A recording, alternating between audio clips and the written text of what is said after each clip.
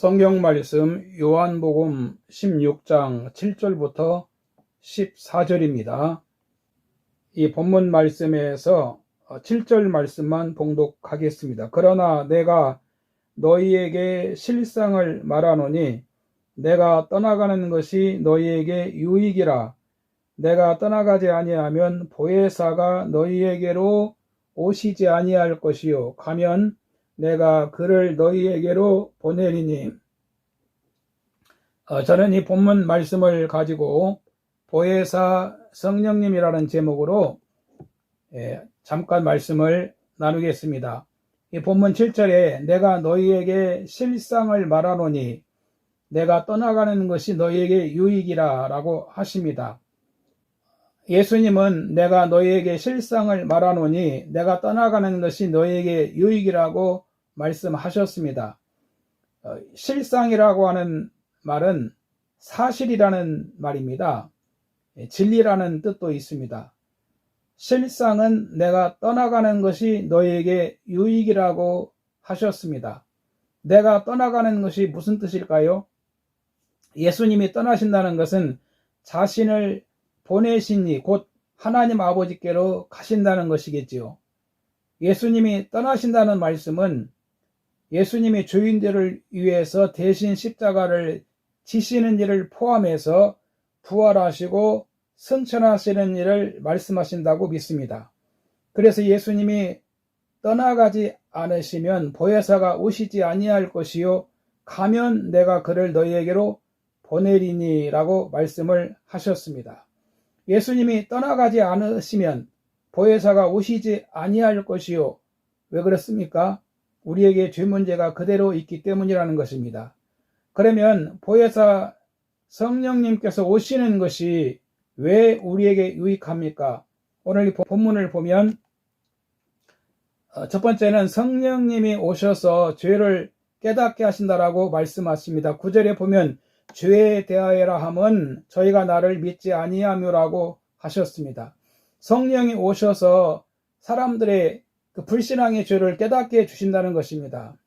사람은 죄를 깨닫지 못하면 구원의 길을 갈 수가 없습니다. 그런데 성령님이 오셔서 사람들이 죄를 깨닫도록 하신다는 것입니다.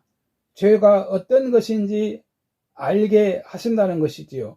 그래서 죄를 회개하고 예수님을 구주로 믿고 구원을 받도록 도우시는 것입니다. 속담에 낯 놓고 기억자도 모른다는 말이 있고 등잔 밑이 어둡다는 말이 있습니다. 우리 인간은 하나님을 모르면 죄에 대해서 알 수가 없습니다. 나 자신이 죄인인 줄을 잘 모릅니다. 그저 살면서 법을 어기지 않는 것이 죄를 짓지 않고 사는 거라고 생각하는 정도입니다. 어느 것이 죄인지, 어디까지가 죄인지, 죄가 무엇인지를 모른다는 것입니다. 성령의 역사가 아니면 인간은 자신의 죄를 깨닫지 못하고 회개할 수도 없습니다. 창세기 6장 5절에 보면 죄악이 세상의 관영함과 그 마음의 생각의 모든 계획이 항상 악할 뿐임이라고 말씀하십니다. 어두운 밤에 빛이 없는 데에 뭐가 보이겠습니까? 마음에 하나님이 없는 사람은 캄캄한 방에 있는 것과 같은 것입니다. 그래서 성령의 가장 중요한 사역 중에 하나가 죄가 무엇인가를 우리에게 깨닫게 하기 위해서 오셨다는 것입니다. 두 번째는 의에 대하여 알게 하신다는 것입니다. 본문 10절에 보면 의에 대하여라 함은 내가 아버지께로 가니 너희가 다시 나를 보지 못하며라고 말씀하십니다. 의가 무엇일까요? 우리는 의라는 단어를 인간적인 차원에서 생각하는 경우가 많습니다. 예를 들면 어떤 사람은 20%가 의롭고 어떤 사람은 50%가 의롭고 어떤 사람은 70%가 의롭다면 우리 기준에서는 누가 더 의로운 사람입니까? 70% 의로운 사람이 의인이라고 생각할 것입니다. 물론 인간적인 면에서는 상대적으로 20%나 50%보다 70% 착한 사람이 더 의로운 사람이라고 할 수 있습니다. 하지만 성경은 우리가 누구보다 조금 더 낫다고 하여 하나님 앞에 설 수 있는 것이 아니라는 것입니다. 성경은 하나님 앞에서 인간이 100% 의로워야 설 수 있다고 말씀하십니다. 그래서 성경은 의인은 없나니 하나도 없다라고 말씀을 하셨습니다. 모두가 다 죄인이라는 것입니다. 인간은 율법을 지키는 방법으로는 의롭다함을 얻을 수가 없습니다. 그러면 누가 의롭다함을 가질 수 있습니까? 성경은 우리가 의로워지는 방법을 제시합니다. 의에 대하여라 함은 내가 아버지께로 가니 너희가 다시 나를 보지 못하며, 이 말씀은 예수 그리스도의 십자가의 죽음을 의미하는 것입니다. 100% 의로우신 예수님이 우리 죄를 대속해 주시기 위해 대신 십자가에 죽으신다는 것입니다. 그래서 예수 그리스도의 구속의 은혜를 우리가 믿으면 그 믿음으로 의롭다고 인정하신다는 것입니다. 즉 하나님의 아들로 말미암아 우리를 받아주시는 겁니다. 믿음으로 의롭다함을 얻었느니라라고 말씀을 하셨습니다. 세 번째는 성령이 오시는 이유가 심판에 대해 깨닫게 하신다는 것입니다. 11절에 보면 심판에 대하여라 함은 이 세상 임금이 심판을 받았습니다. 예수님이 말씀하신 이 세상 임금이 누구입니까? 당시 헤롯일까요? 아니면 로마 총독일까요? 황제일까요? 예수님은 또 다른 임금에 대해서 말씀하셨습니다. 즉 마귀를 말씀하는 겁니다. 예수님이 십자가에 죽으시고 부활하심으로 마귀의 머리가 깨졌다는 것입니다. 마귀의 무기인 사망 권세가 더 이상 예수님을 구주로 믿는 자들에게 힘을 발휘할 수가 없다는 것입니다. 전에는 뱀에게 물린, 마귀에게 물린 자들에게 약이 잘 보이지 않았습니다. 그러나 이제는 예수님이라는 신약이 나타난 것입니다. 이사야서 53장 4절에 보면 저가 찔림은 우리 허물을 인하며 저가 상함은 우리의 죄악을 인함이라.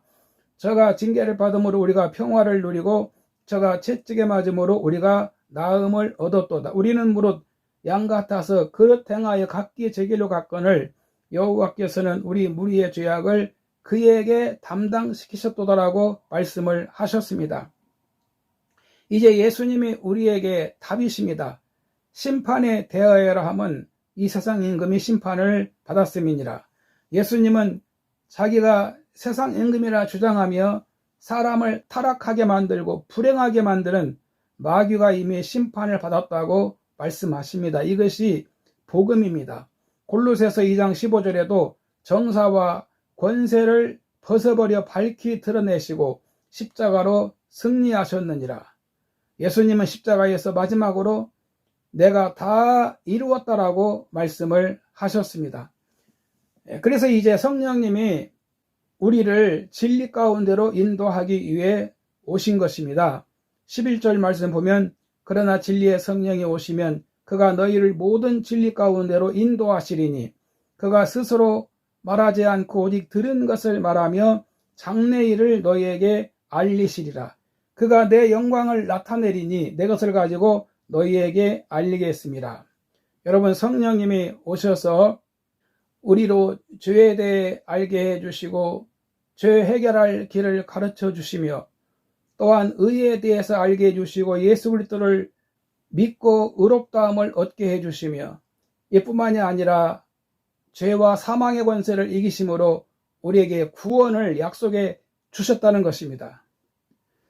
그래서 우리는 예수 그리스도를 통해서 이 진리의 말씀을 알게 되고 또 진리를 따라서 진리 가운데로 인도받는 삶을 가질 수 있게 되었다는 겁니다. 결론입니다. 여러분, 예수님의 영이신 성령님은 우리를 돕기 위해 오셨습니다. 성령님을 인정하고 그리고 성령님을 의지하고 사십시다. 도움을 구합시다. 성령을 따라 살면 우리 모든 삶이 더 풍성해지고 더 기쁨이 넘치고 행복해질 것입니다. 할렐루야.